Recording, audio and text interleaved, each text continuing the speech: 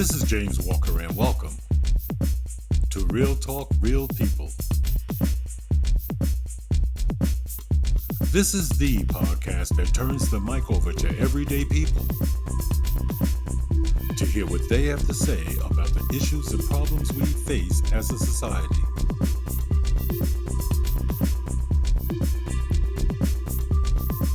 Hello, folks. Thank you very much for joining us again this week.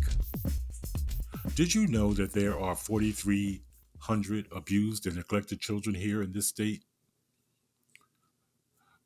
It's a pretty sad thing to think that there are that many kids, thousands, who are being abused and neglected here in Connecticut. But there are. In fact, those are the ones we know about. There are probably thousands of others that we never hear about. But as horrible as those numbers are, believe it or not, there are only 45 people who serve as court-appointed volunteers to safeguard their best interest. I think you can see already, folks, this is a major problem. 4,300 kids and only 45 people standing up for their rights. 45 people who are on their side. That is a problem that court-appointed special advocates of Southern Connecticut are attempting to address. My guest today is Dwayne Jackson, and he volunteered to be one of those court-appointed special advocates. And it's not hard to understand why he wanted to advocate for the well-being of these abused and neglected children when you hear what he has to say. My name is Dwayne Jackson.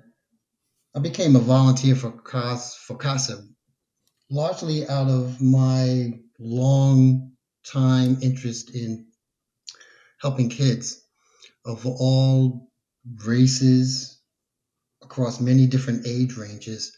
And that background that I have in terms of dealing with kids and helping kids in any capacity that I can goes back a long ways.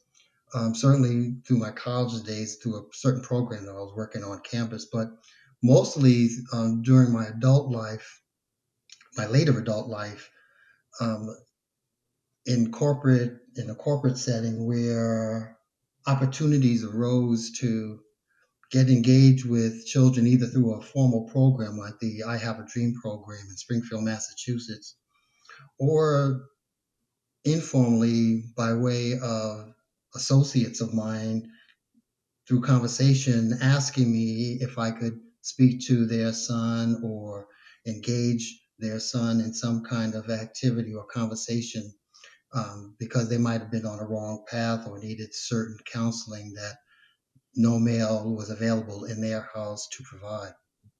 What were you So doing, Wayne? Wayne, let me interrupt you a minute. What were you doing that made people want to ask you if you could intervene? What kind of work were you doing that would make me say, "Hey, Dwayne, could you talk to my son or talk to my daughter?" What kind of work were you doing that people had this confidence in you? I think part of that confidence stemmed from my formal role in companies. For example, for many years, I was a human resources manager where I would actually counsel employees as well as managers in addressing issues of conflict between parties. And so through those dealings, some associates might approach me afterward informally and ask me to engage with a family member. And so I do believe that's maybe they might have approached me because of my manner in interacting with them. I think I might have given them some sense of confidence or compassion in terms of dealing with their issue. But I think some of it also was through some informal settings outside of my formal role, where I might be at a lunch picnic, a company picnic rather, or some other function where, again, engaging in discussion, they felt a certain comfort level with me where they might feel confident and comfortable enough to approach me about a personal matter, such as how their children might be faring. CASA, for those who don't know, are court appointed special advocates for children. So I see that's leading you up to becoming an advocate for these children, but what made you want to take on this particular responsibility? Through various travels that I've had in my community. For example, there was a time when I was the chair of the board of directors for the Dunbar Community Center in Springfield. And through that role, I served in that capacity for several years. And I got firsthand experience of the challenges facing certain children in certain households where they might have experienced neglect or even abuse. While it wasn't rampant, or at least I wasn't exposed to it often, I was exposed to it enough where I got a sense of compassion, I guess would be the right word, in understanding what these children were going through. And that carried with me ever since. So when I was approached to become a board member for CASA in Connecticut, and I learned more about the organization, it dawned on me that I might have a greater impact to the organization by actually being an advocate, a self-appointed court-appointed special advocate myself, as opposed to serving as a board member. So I've learned over time, James, that when you have direct dealings with people, it gives you a greater sense of contributing to their well being more so than being removed for them by serving on a board. There's value in serving on a board, but I think for me, what works best and gives and makes my role more fulfilling is when I have direct contact with the party. Now, I know that here in Connecticut, according to the CASA's website, there are nearly 4,300 abused and neglected children here in Connecticut. And, I've got to believe that those are the ones you guys know about. There's probably a lot more. Mhm. And I come from that. I grew up in a domestic violence household, and I was an abused child. And I know the difficulties and challenges in overcoming that. But let me ask you a question. Are many of the children that you deal with, are they foster kids, or are they with their parents, or exactly what is the kind of situation you find yourself in most times with these children? I believe that more often than not, the children are in some kind of temporary placement, be it with a non-kin foster family or with a kin related, a kinship relation, a custody, temporary custody with a relative.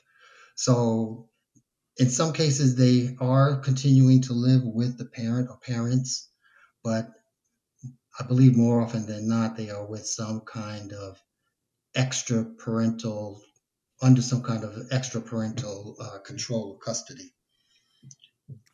Now, you speak with these children. What are they telling you? What are their fears? They, in the cases that I'm dealing with right now, they express themselves sometimes a little reluctantly because you have to first establish trust with them, so they may not be as communicative out the gate as you would hope them to be. But understandably, they might be somewhat guarded. But once they do start talking to you, and at least in my case, and all cases are different, I'm sure, but I'm finding that they may be reluctant to share their pain, but they do express to them where they are in a given moment in time. So, for example, if you ask them how they're doing, how they're feeling, right when they're right in front of you, they'll speak honestly, and you can sense the honesty through their eyes or through their general body language and manner of speaking. Um, but I guess all of this is to say that it takes time for children to open up, especially if they've experienced some kind of adverse childhood experience where they may not feel comfortable in expressing where they've been and even how they're processing any pain that they might have had in the recent past. So it takes time to get through. Um, and quite frankly, I'm in my second month of my assignment, so I'm not having as candid a discussions as yet as I hope to have in the future. You're listening to Real Talk, Real People, the podcast that turns the mic over to everyday people.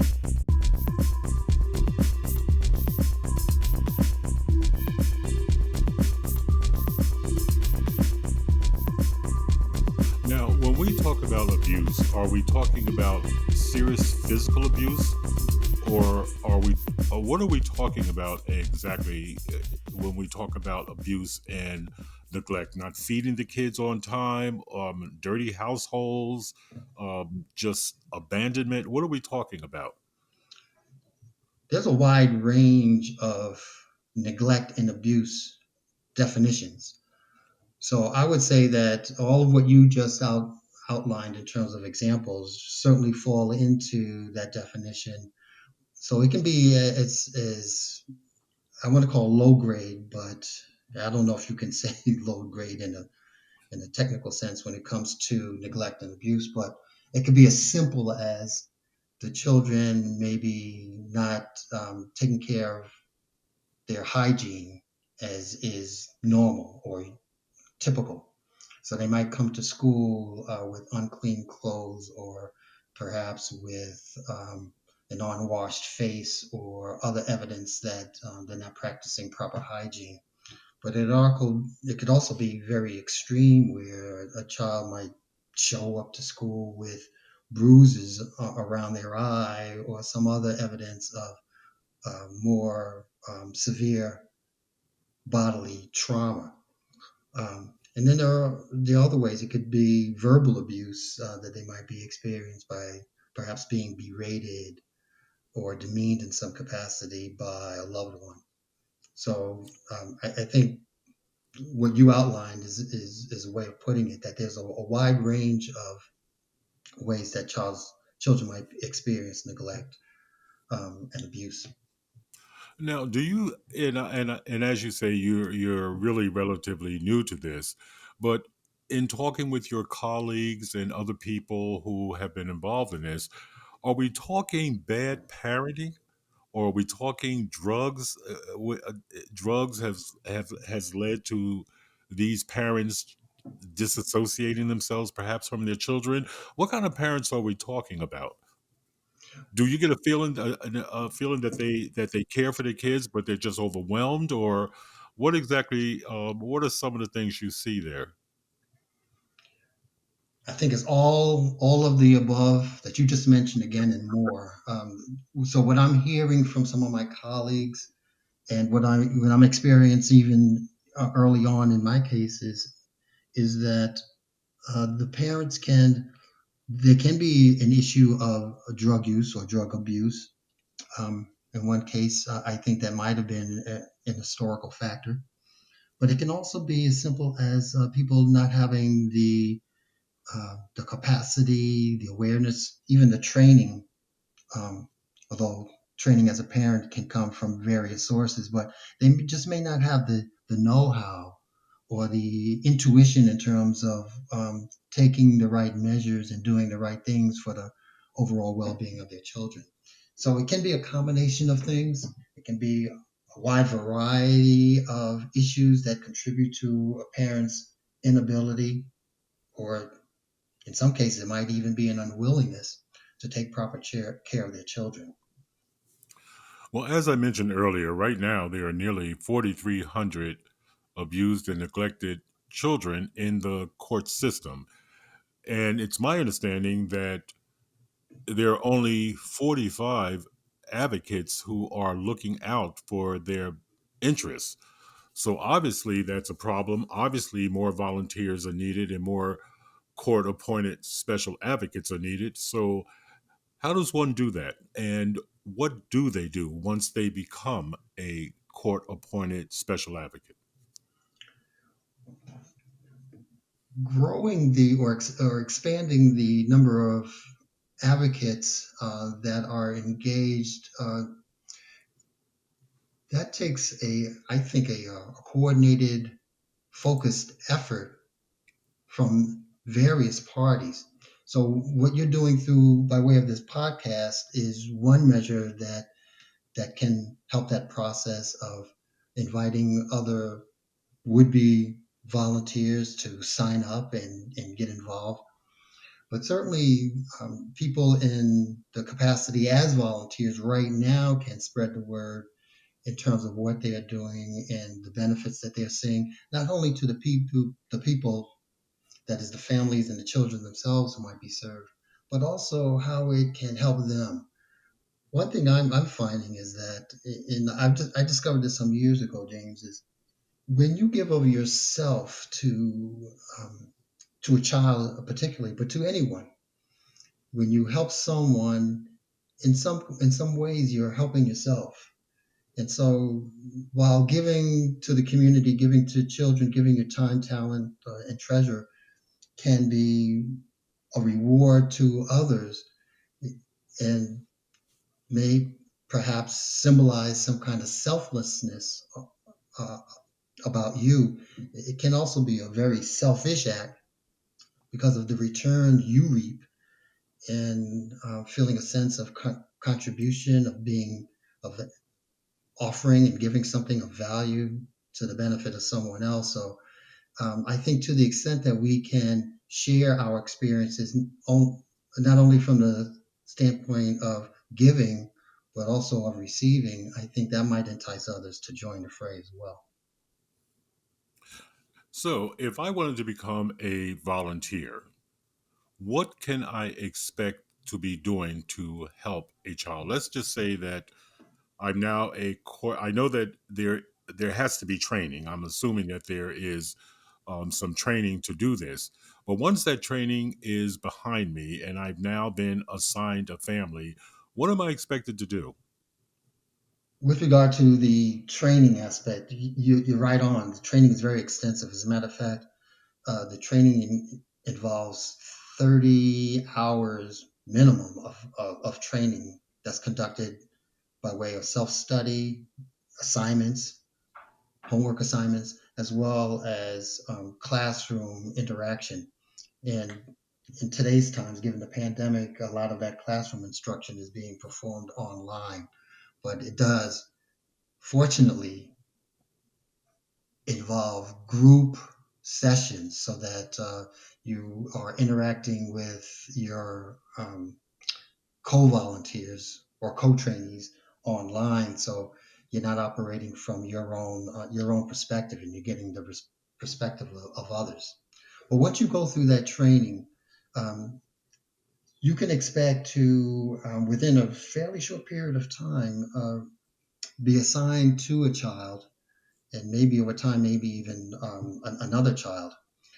But upon assignment, you are expected to engage with the child at least every few weeks, let's say once a month, to get a sense of what's going on with the child, to better understand what the child's needs are, and to put yourself in a position to gauge whether or not they are thriving in whatever environment they might be in at that moment in time.